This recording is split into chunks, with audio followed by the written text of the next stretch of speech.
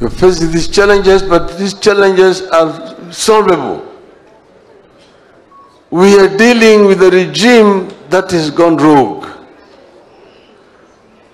You know, it took us a long time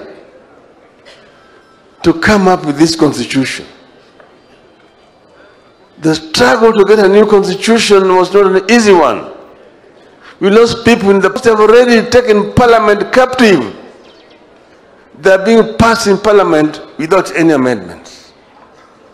When we were in parliament, debate on a bill did not have any time limitation. And you could talk on a bill for an hour, for 2 hours, for a day. So long as you don't repeat yourself, nobody will stop you.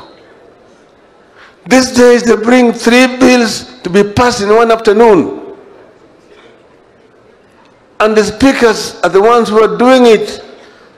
They say debate today, a member is going to be allowed only 3 minutes.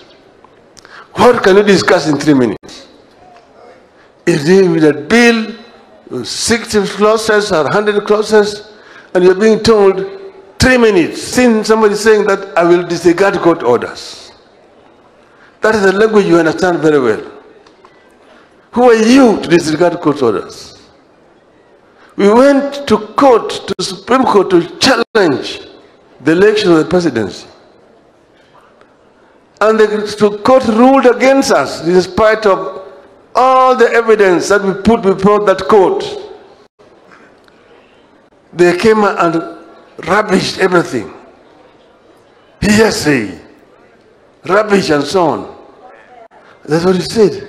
You said we don't agree with this ruling, but we respect the courts because they have got the constitutional right to do so.